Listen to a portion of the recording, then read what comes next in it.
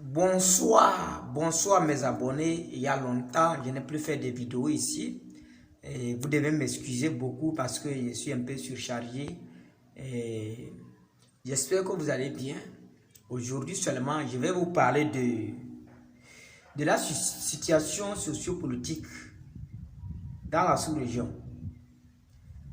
Spécialement pour le cas du Niger. Je vais vous faire une petite révélation. Je dis, je vous fais une petite révélation. Vrai. Vous savez pourquoi les chefs d'État africains sont la plupart violents, sont la plupart et ceux qui maltraitent la population, qui tuent même la population. Cela n'est pas simple. Quand un président civil arrive au pouvoir, d'abord, la toute première des choses, on lui parle de sa sécurité. Écoutez-moi bien. Écoutez-moi très bien. C'est beaucoup l'avocat. On lui parle de sa sécurité. Je ne parle pas de sa sécurité physique, hein, comme ça. Comment il va se déplacer? On lui parle de sa sécurité spirituelle. Je vous dis la protection du pouvoir spirituel. Écoutez encore, spirituel. Et pour une énième fois, spirituel. Et là, ça devient autre chose. Maintenant, quand on lui parle de sa sécurité spirituelle, il s'éloigne de sa sécurité physique. Sa sécurité physique, ce n'est même pas ceux qui le gardent. Ce n'est pas sa garde présentielle. C'est sa sécurité. Ça dit que c'est sa population. La sécurité physique d'un président, c'est sa population.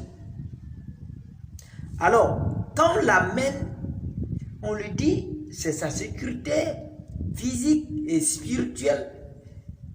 Là, il commence pas à approcher les autres chefs d'État. Or, la plupart de ces chefs d'État sont dans les loges, sont dans les francs-maçons. Ça, ce n'est pas des trucs à tabou.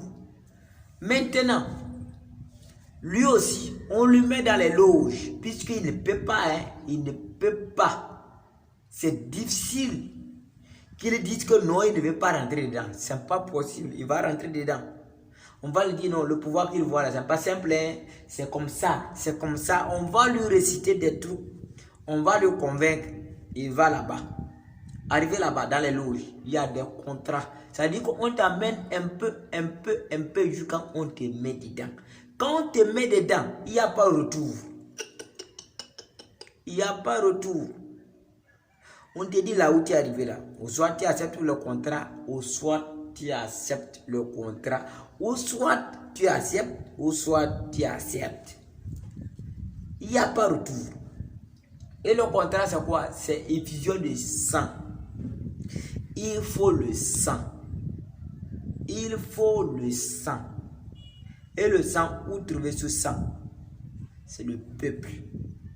Alors, vous allez voir que cette personne voit sa vie en dépend de cette loge. Maintenant, il va prêter serment devant ces loges, ces sectes, ces francs-maçons, et il prête serment devant le peuple. Dis-moi, quelqu'un qui prête serment devant le diable et il vient prêter serment devant le peuple, quel serment il va respecter? Il va respecter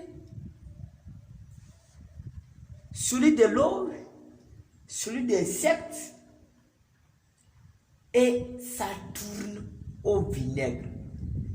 Cette personne qui disait oui, je suis là pour la démocratie, il faut instaurer la démocratie, la liberté d'expression. Vous allez voir cette personne au lendemain Quand vous allez vouloir sortir pour manifester, il va vous gazer, il va vous tuer. Et vous ne pouvez rien. Rien. C'est des trucs comme ça qui se passent.